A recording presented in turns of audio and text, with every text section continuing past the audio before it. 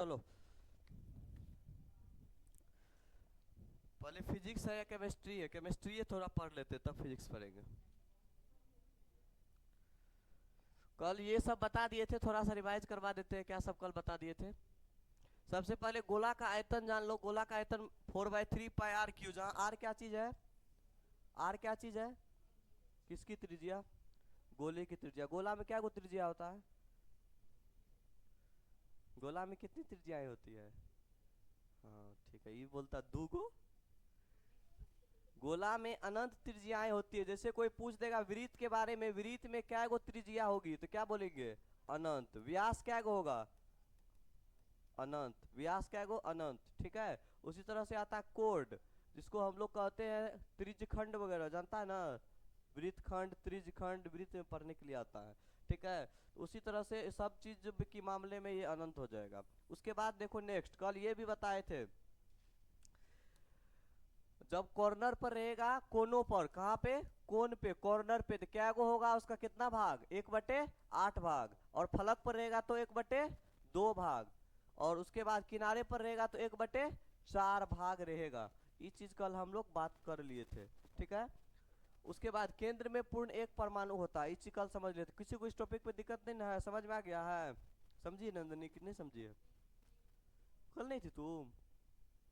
अच्छा वीडियो में है, सब दिख जाएगा।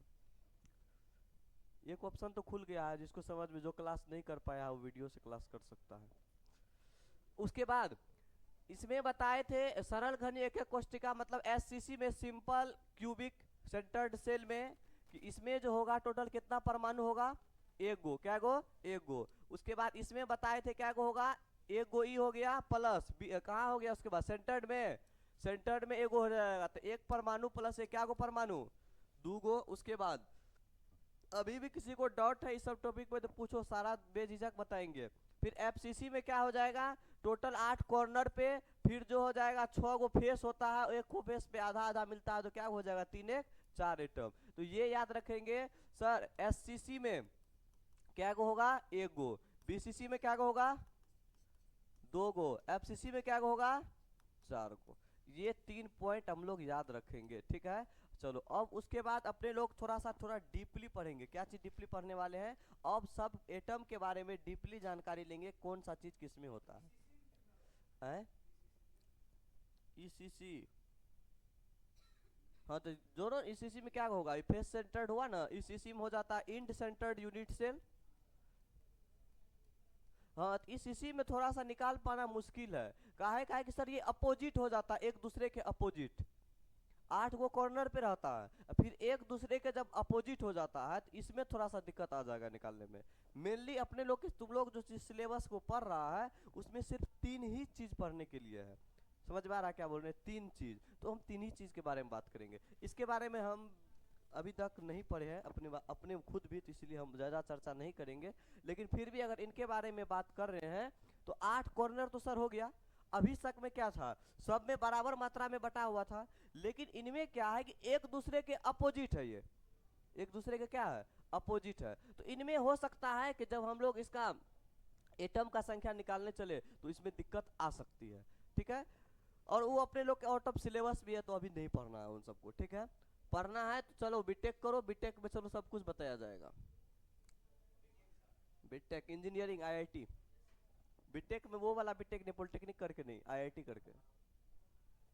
उसके बाद ये बताए थे सीटी और एचएमटी।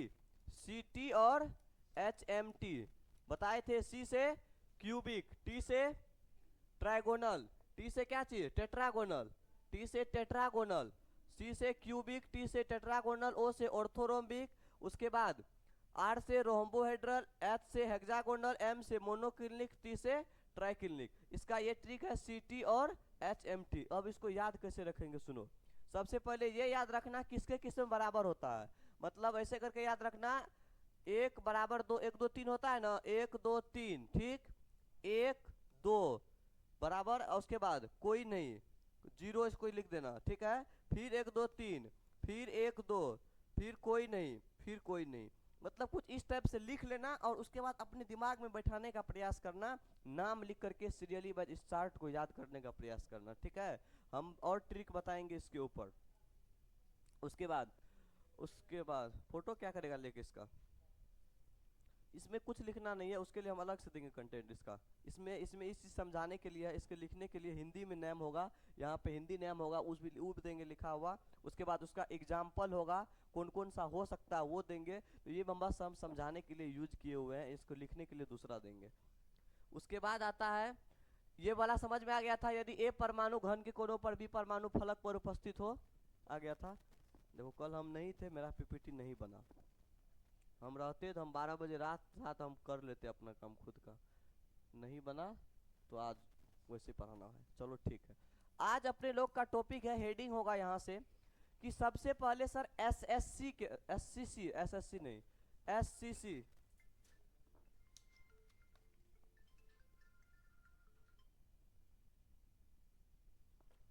हाँ हाँ। हम्म।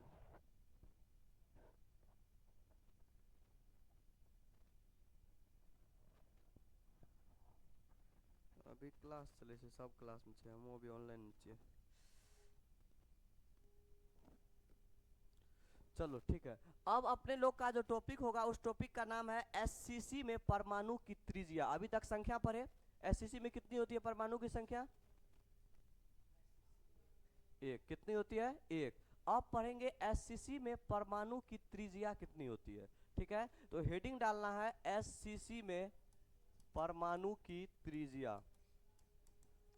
एससीसी में परमाणु की त्रिज्या, रेडियस ऑफ एससीसी एटम। ठीक है, चलो सबसे पहले एससीसी का फिगर अपने लोग जब ड्रॉ करने के लिए चलेंगे तो एससीसी का फिगर ड्रॉ करेंगे तो क्या सब चीज हो जाएगा?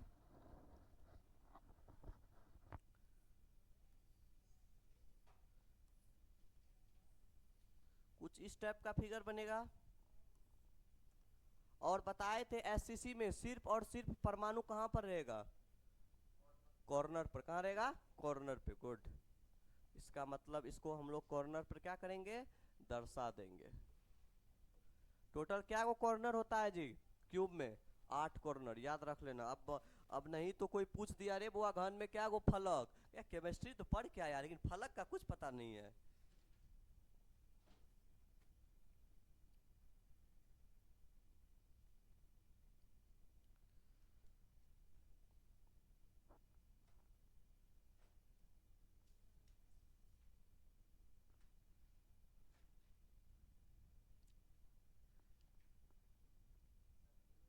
हाँ जी, हाँ जी।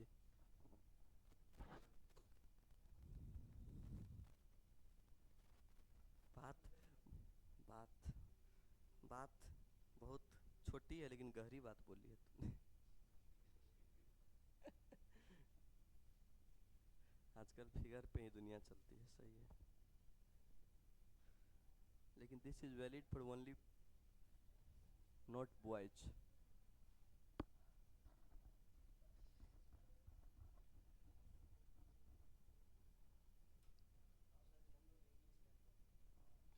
देखो भाई, उसमें लिए अंग्रेज का डीएनए चाहिए थोड़ा सा।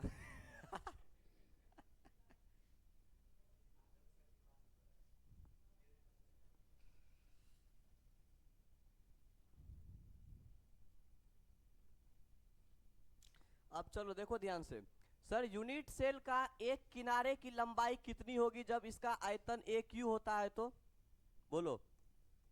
अगर इसका आयतन ए क्यू होता है तो इसका मतलब एक किनारे की लंबाई कितनी हो गई? ए हो गई। हो गई ना?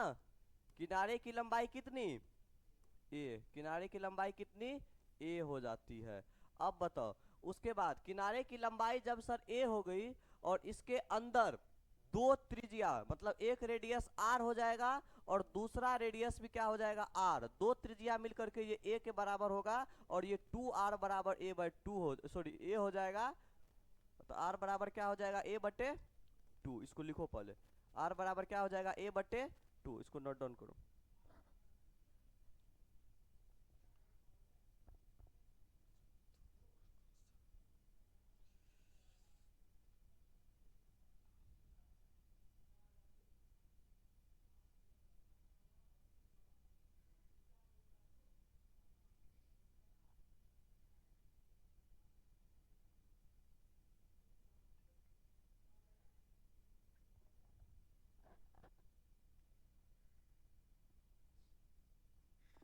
चलो नेक्स्ट, बीसीसी में परमाणु की त्रिज्या देखो।